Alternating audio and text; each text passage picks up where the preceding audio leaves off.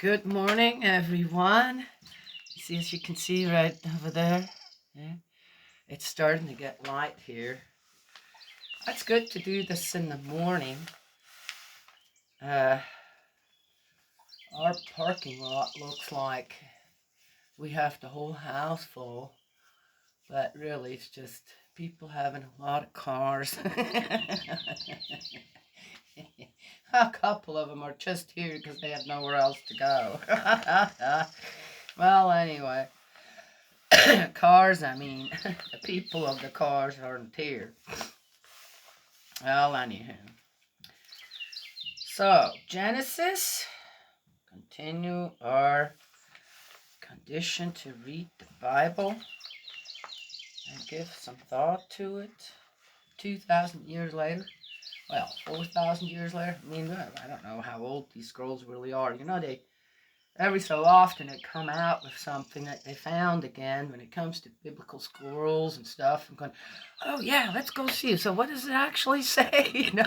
And it's really translated. Sometimes I wonder about the translations, right? Too. So, and well, then one should just learn Greek and Hebrew, huh? Yeah. Right. Yes. Well, I have other people out there who already do that. They know English pretty well now, so. Yeah, but again, you want to take full responsibility, right? Then I should, otherwise I gotta go with what I got. Yeah, gotta go with what I got.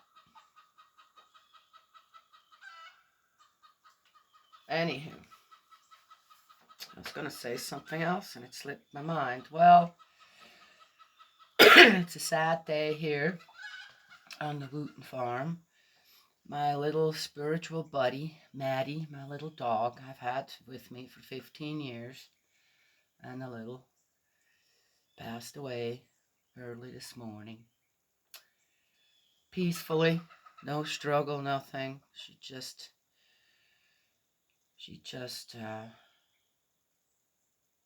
yeah, well, we had somewhat of a busy night. She had suddenly a lot of diarrhea going on.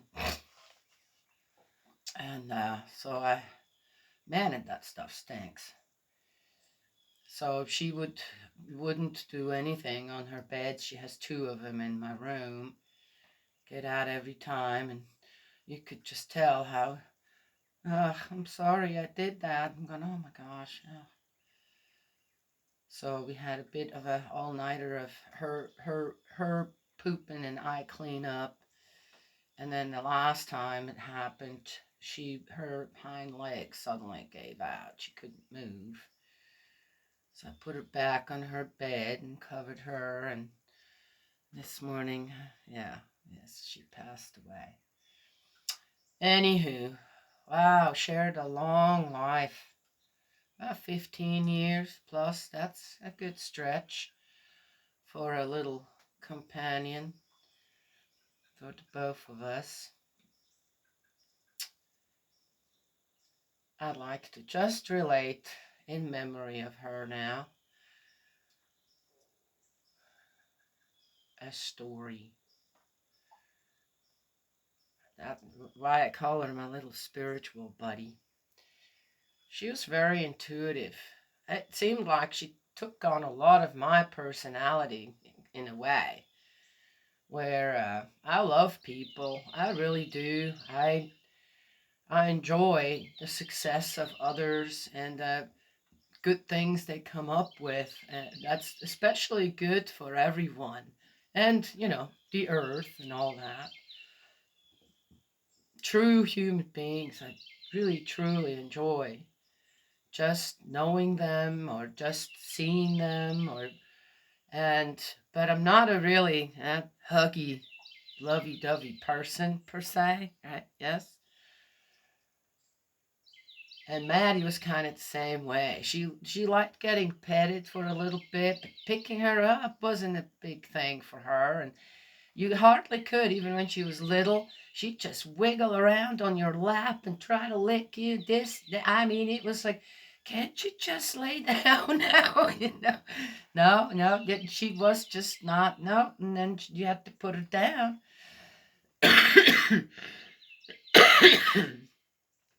But she was very intuitive when it came to people. She wasn't a big fan of children, and you couldn't really leave her alone with a little one. Okay, not because it's just to her, it's like, okay, yep, okay, don't go for my tail or my ears, kind of thing, right? Never bit a child or anything, but she has snapped at him, so I had to watch her. But the thing is, every time I was around, she'd kind of look at me, and I'm going, yeah, you know better. I said, I'm watching the child too, and she'd be all right. But she's very intuitive, very sensitive to people's moods and stuff like that. I had, how would you believe, I was 48. I was 48. So that's now, gosh, it's been a long time, 11 years. I had, for the first time, someone pass away that was very, very close and dear to my heart. And isn't that something? That didn't happen before. Not in that way. And I was someone that needed time alone. I didn't want to be around a whole bunch of people or explain myself I'm just not. But I needed the time alone. And she wouldn't. So I'd go and find places where I could just sit and talk to heaven and talk to the spirit of the person and have my give and take like that to digest the loss on earth. And she was right there. She didn't come and nudge me or hey, I want some attention or nothing. She would just, and even if I'd go without her, she would find me within a short amount. She would find me and lay about 2 feet away from me wherever I was. Never really close by or make contact, nothing, just laid there. And over the course of maybe a year or so, after her nose, her face, over her cheeks, her nose, and her forehead started to go white. It was almost as if she just soaked up some of the grief or the loss too. Right? Yes? Isn't that something? Yeah. Yeah. Well, now she's where she's at. I'm sure she'll be hanging around here for a while, and I will notice it too. She's just passed, so she's just like people transitioning still from one state to the next, and eventually she'll become part of the creation again. Yeah. They say that depending on what kind of life you lived with the principles of creation, some might just wait for you on the other side too. We'll find out. All right, so this is today. Chapter 7. Let's see. Genesis chapter 7. Yahweh said to Noah, go aboard the ark, and you and all your household, for you alone of your contemporaries do I see before me as an upright man. Of every clean animal you must take 7 pairs, a male and its female. Of the unclean animals you must take 1 pair, a male and its female. And of the birds of heaven 7 pairs, a male and its female, to preserve their species throughout the earth. For in 7 days' time I shall make it rain on earth for 40 days and 40 nights, and I shall wipe every creature I have made off the face of the earth. Noah did exactly as Yahweh commanded him. Noah was 600 years old when the flood came, the waters over the earth. Noah with his sons, his wife, and his sons' wives boarded the ark to escape the waters of the flood. Of the clean animals and the animals that are not clean, of the birds and all the creeps along the ground, one pair boarded the ark with Noah, one male and one female, as God had commanded Noah. 7 days later, the waters of the flood appeared on earth. In the 600th year of Noah's life, in the 2nd month, and on the 17th day of the month, that very day all the springs of the great deep burst through, and the sluices of heaven opened. How the heck so long ago, and how was this recorded actually? Do they know the exact day? So would that be, why don't they say February 17th then?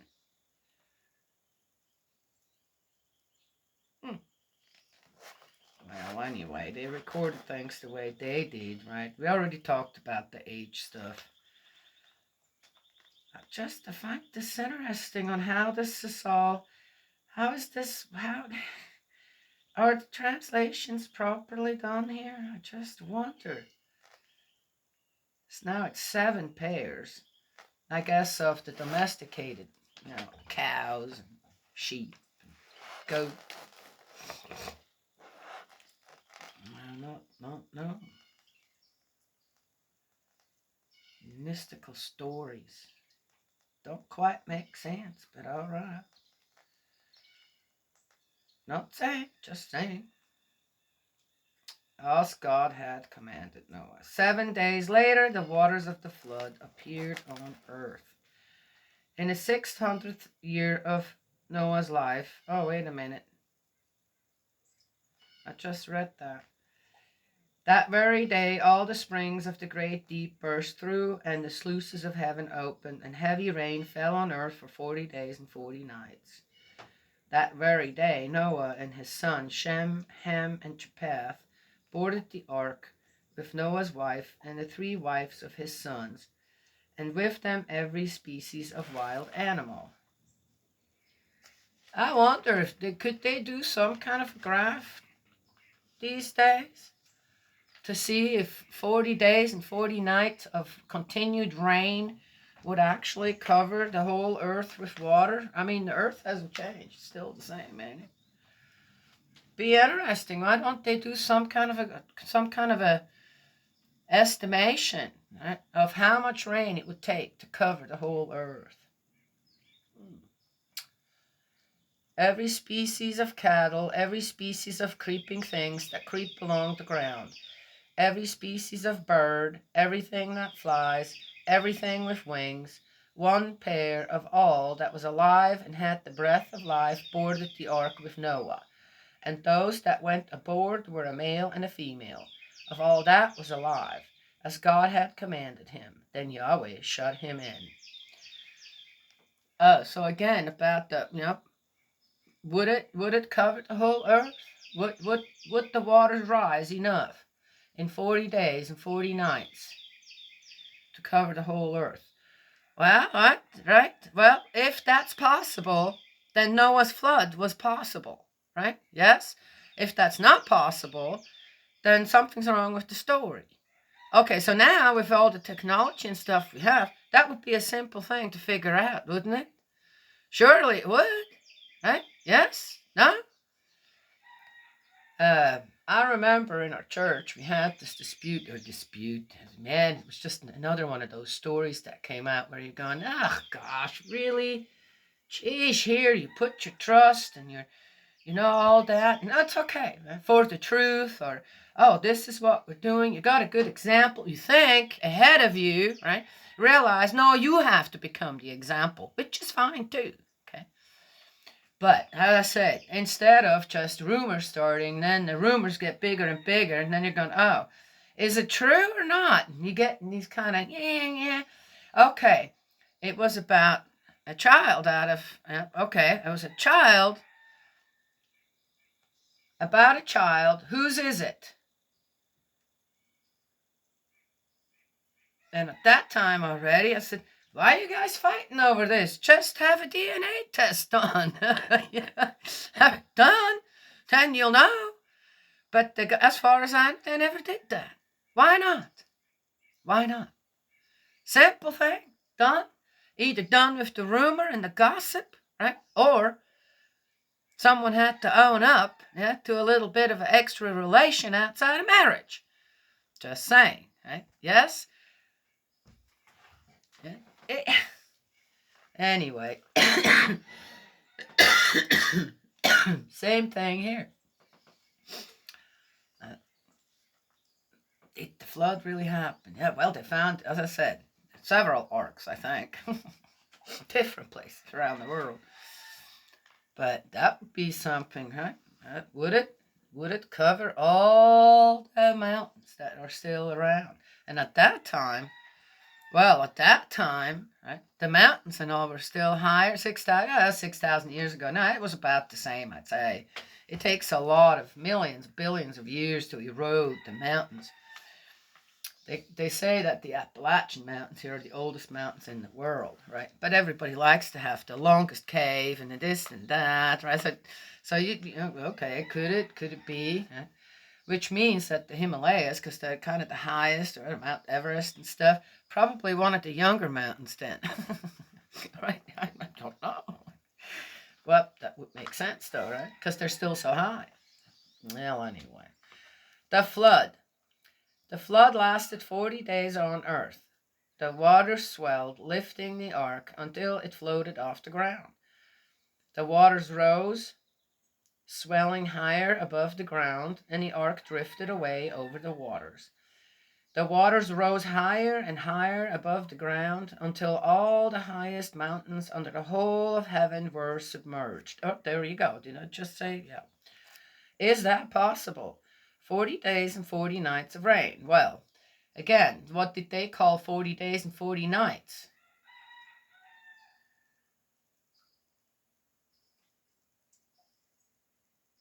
Oh, well, there you go. Now we're all, well, maybe that's the argument against, well, you can't measure it by the days and the nights that we have here. They might have meant something else there. Maybe. But still be interesting to see, right? Well, maybe I'll try to do that myself, see if I can figure out a formula. Yeah, right, Daniela. Okay, yeah. I need somebody smarter than me for that. Oh, interesting morning. The waters reached their peak 15 cubits above. Hey, wait a minute. Looky here. The waters reached their peak 15 cubits above the submerged mountains. Well, interesting. We actually have, that could be like a math problem right here.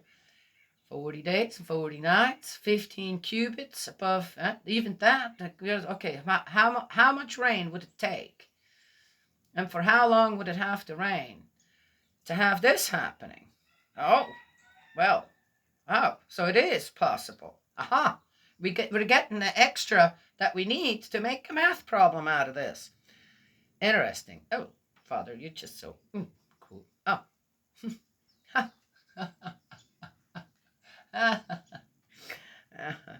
And all living things that stirred on earth perished: birds, cattle, wild animals, all the creatures swarming over the earth, and all human beings.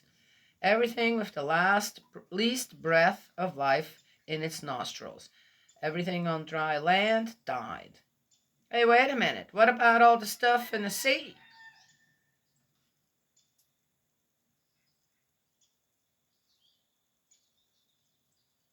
Huh, they didn't get wiped out. Every living thing on the face of the earth was wiped out. People, animals, creeping things, and birds. They were wiped off the earth, and only Noah was left, and those with him in the ark. The waters maintained their level on earth for 150 days. Wow. 150 days. That's the end of 7. Now,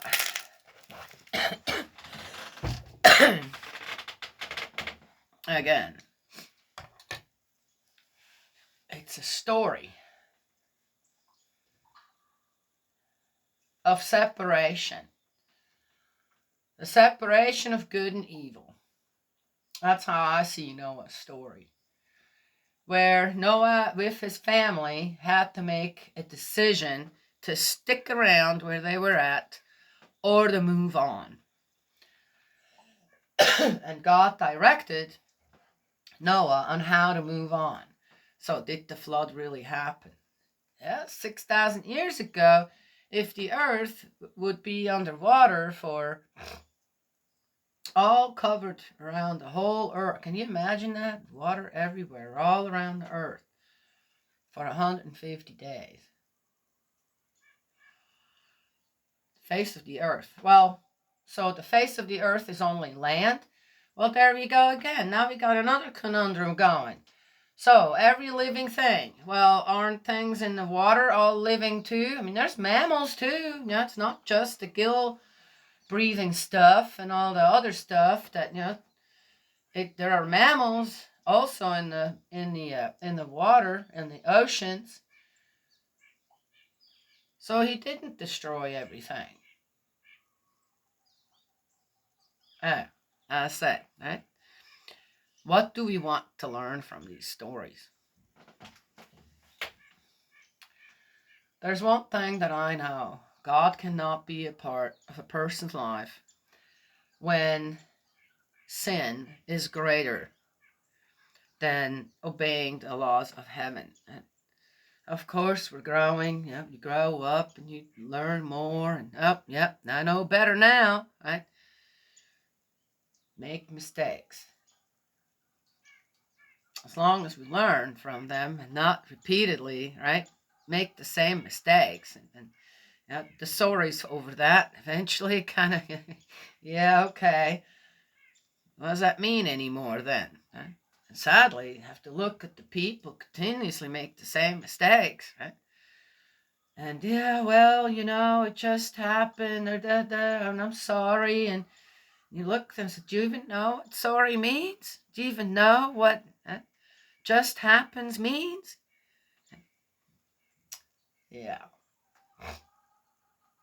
Not a very good, how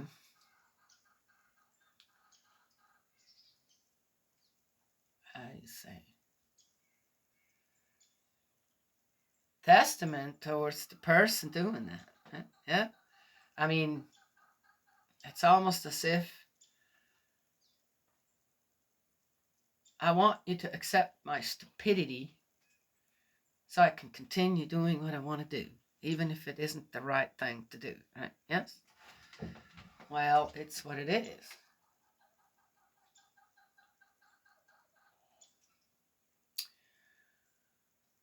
So, one has to, if one wants to have a relationship with God and be a part of that restoration process still going on, then one has to be very clear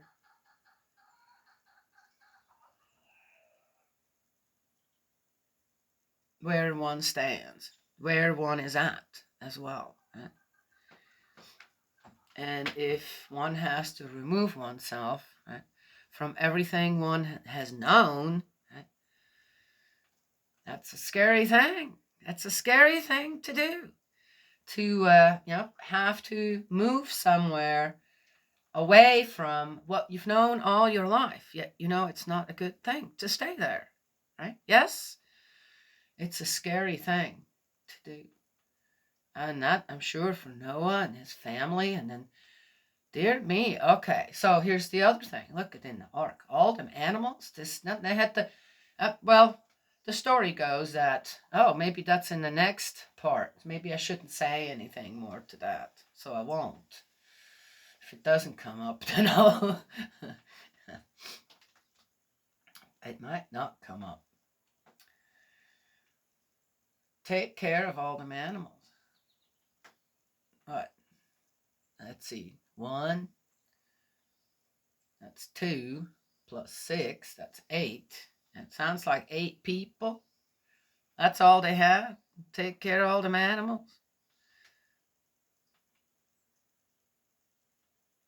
And they had all the food with them for all the animals. I don't know. I have no idea. How would that work? It'd be working 24/7, I guess. Anyway, I don't think this is a literal story in many ways. It's it's a story again in a way that children are being taught. One sometimes has to make, first of all, you got to listen to God. You got to listen to God. And He will tell you. He will tell you what the right thing is. If you're seeking. Our conscience. If you have a conscience, you'll know. You just know. Anyway.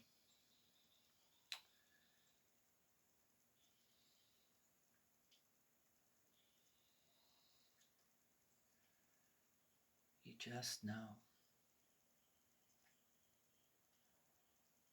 To build an environment, right? The ark is an environment where God can be there.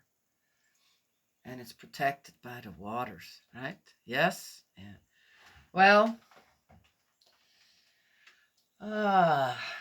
it's a beautiful morning again. Looks like we got some clouds going. The trees are starting to turn. There's the most beautiful yellow right over there happening. Some red. The fall colors are coming out. We don't really have to go anywhere. I have a whole hillside here that is doing what it's doing out there right now. Beautiful. Just beautiful. I had to thank my father-in-law again out there, who had this foresight, lived here all his life,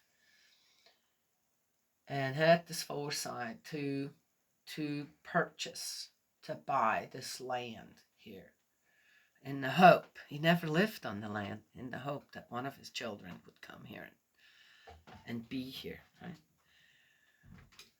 I have never regretted to come here. It's the most beautiful place, most amazing place in every which way.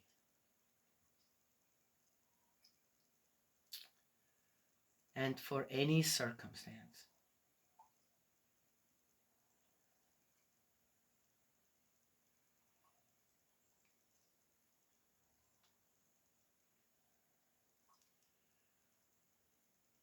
Uh,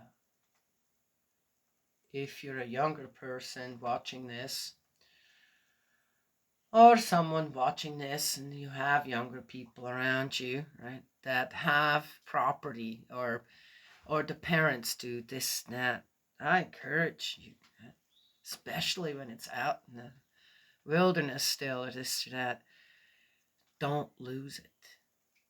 Anything that your ancestors, mom and dad, grandparents, just built up, cared for it as a younger person.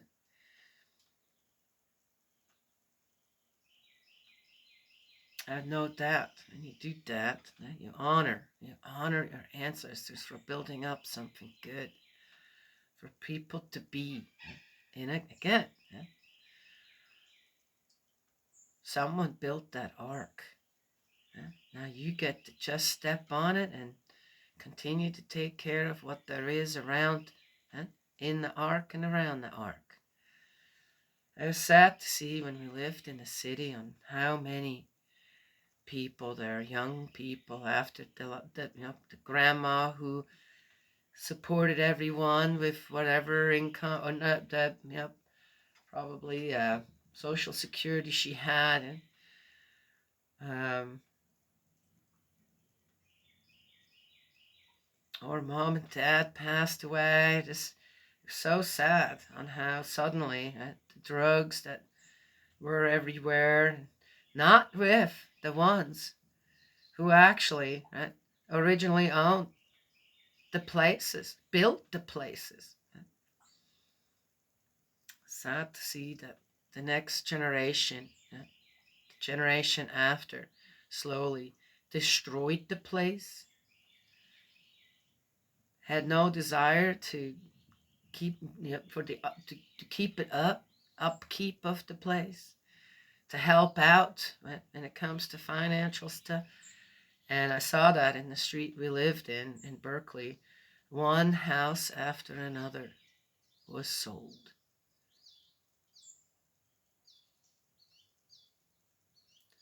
That's very sad. That was sad to see. Yeah, well, in a way, it's kind of, well, that was kind of a bit of a problem house, this, that, right? But not, as I said, I met the elderly in these homes, and it was very pitiful. It's just pitiful on how they were family. What are you going to do when family comes around? And that was the last, and the last hope for these young people was that elderly person, because that elderly person cared more than anyone else for them. Interesting how in every one of the houses it was exactly the same.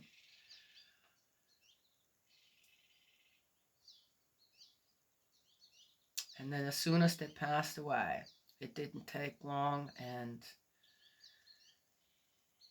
all of them were gone. The house was sold. And yeah, nice people moved in. Nice people. Other people moved in who immediately started to clean up, renovate often, and there you go. Yeah. But it was sad to see on how these younger generations just, and our house was the same thing, by the way. Oh, you should have seen the state of that house when we moved in. It was just awful.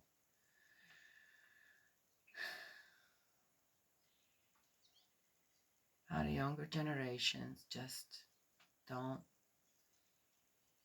not honor the work of their ancestors. Not even their parents or their grandparents, though they left them something very valuable behind, right? Yes? Yeah.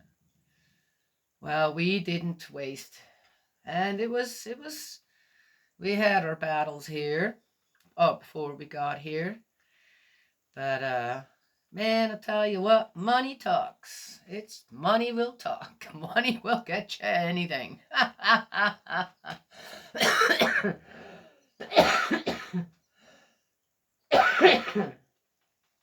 From people that who could not have cared less beforehand. But then when it came down to it that we were going to come here, guys should have seen the hullabaloo. I have to mention it. But it all worked out, if you know how to figure things out in a peaceful way. And kind of just know the people. Go, yeah, I know this will work. Sure did. And now it's a place where, well, still, even though they're all welcome here. And now I live here with a sis-in-law and a brother-in-law as well, right? Yes? Yeah. Anywho, so young people out there, if you're in line to inherit a place, an ark that your ancestors, your family built up, don't lay it to waste. Don't do that. Huh? Yeah. Well, anywho, that's what I wanted to share this morning. God's love and blessings always, and I will talk to you another time.